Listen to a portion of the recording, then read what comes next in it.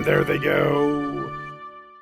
Well, MetaRacing.com. I'm Magic, here to preview Sunday's Beaumont Stakes at Keeneland, the official final Kentucky Oaks prep race, though largely just in name and spirit, because just 10 points to the winner of this race isn't going to put anybody into the gate that doesn't already have points earned. This is a 7-furlong sprint, so sets up horses better to run maybe in the test than it is the Kentucky Oaks going a mile and an eighth. However, this is a great betting race here. You have 7 3-year-old fillies, all with different angles, and so if you've been watching Keeneland so far through Friday and Saturday, horses on the dirt, especially because it's been pretty wet there, you do not want to be out front. You do not want to be on the speed. And I think this sets up pretty well for the 2-horse Radio Days to come from behind, from off the pace, and get the win done for Shug McGahee. Joel Rosario's picking up the mount on a filly who was undefeated in her first two career starts, including winning at 7 furlongs, which is a very tricky distance for a lot of horses. It's not 2 turns and it's not that 6 furlong speed. You need to have that mixture of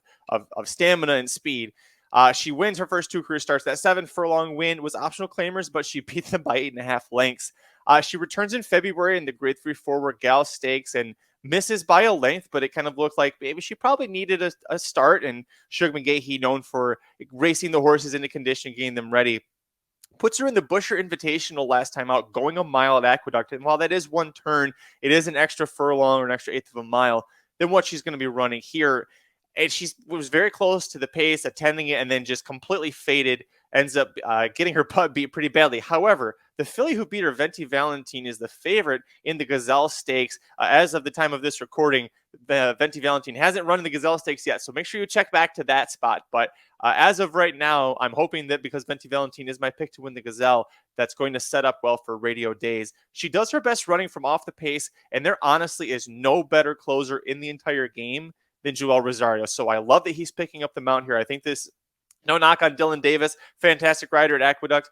Joel Rosario is one of the best in the world. So this is a great upgrade. He's 27% with Shug McGahee over the last 2 years. So number 2, Radio Days, is going to be my top pick. Now, I did say that there is a lot of potential for horses to fall behind here. The speed horses, you've got the rail horse, Lady Scarlet. She has never raced beyond 6 furlongs. She's a daughter of Union Rag, so you would think distance and then even a mile and 16th should be within a realm, but they've never tried her beyond 6 furlongs. So it's curious to see how she handles this spot.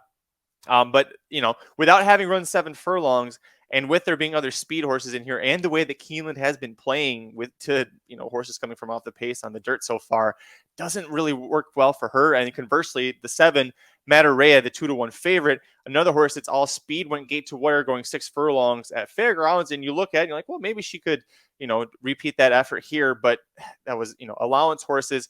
Also note, Joel Rosario did ride her in the Fern Creek Stakes last fall, and she came from off the pace or from a stalking position to get second, but that was 6.5 furlongs.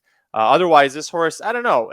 I'm going to try and take a shot against her here. Don't want to go too chalky. If you want a long shot, I like the 5 Reagan's Decision at 8-1 for Cherie DeVoe. Now, you just heard me talk about 2 horses that have never gone off at 7 furlongs, or I should say at least 1 at 7 furlongs.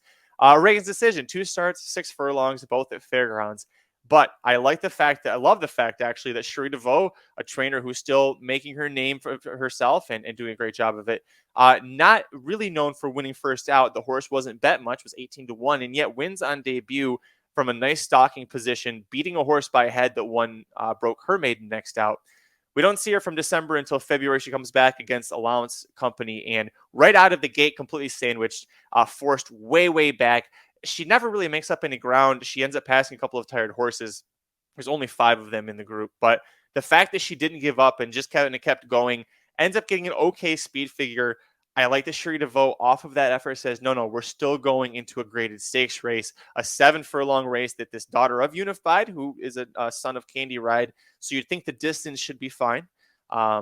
You would think this horse should be able to do that. Now, the horse that did win that race, that allowance race when Reagan's Decision was sandwiched back, was Matarea, and she won that by a little over 5 lengths. However, Matarea also in that race, no challenge. Not really a tiny bit of a challenge early, but I like the fact that Reagan's Decision is going to be getting more pace assistance, just like my top choice, the number 2 Radio Days. But hey, that's my thoughts for the Grade 3 Beaumont Stakes Sunday at Keeneland. What do you think? Who do you think is going to win this race and take home the glorious 10 Kentucky Oaks points, it actually might put Radio Days in the gate based off of how things go. She does have a few points from finishing second in the forward gal. But leave your thoughts below in the comment. Hit like if you like the video. Hit subscribe if you really like it.